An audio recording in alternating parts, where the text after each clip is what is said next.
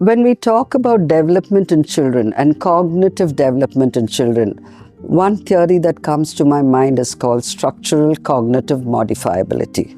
And this is propounded by Professor Reuven Feinstein from Israel, and it has everything to do with enhancing the thinking, not just for the students, but for the teachers as well. So every interaction of the teacher should be in such a way that you make the child think. So there are three major things in any interaction. Firstly, the child, the task that you want to do with the child, and the mediation that you do with the child. Now, when you look at the child, you have to first analyze what are the things that are there for the child, what are the cognitive functions of a child. So it's the input, the process, and the output, just like a computer. So what are the things that the child requires? See if the child is able to receive the information correctly.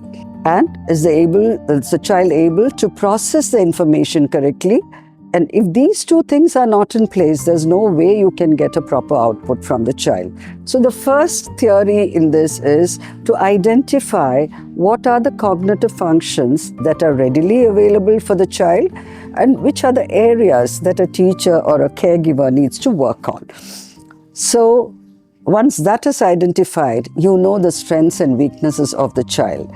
Then the teacher needs to analyze the work that you're going to do with the child. Now, how are you going to work with the child? Are you going to just stand in front of the child and talk to them? Or are you going to, show them a movie regarding that? So all these differences that we spoke about, you have to include all these things in your teaching methodology so that all kinds of children can be included in the way you teach. And of course, most important, the interaction with the child. So, how are we going to enhance the thinking of the child? The questions that you ask, the things that you tell the child, and how positive are you in conveying something negative of the child? Yeah, instead of saying, don't do it, ask a question like, how else can you do this? Do you think doing it in a different way can help you?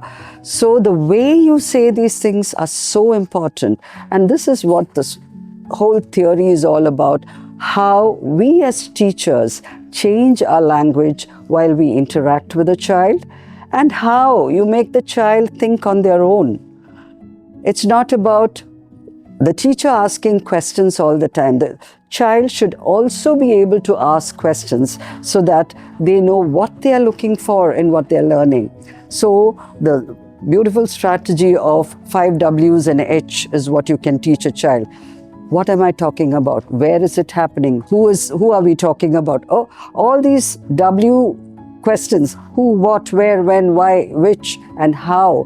If you teach the child how to ask these questions as they read through a lesson, they will also have a better comprehension of what they have read. So I highly recommend structural cognitive modifiability theory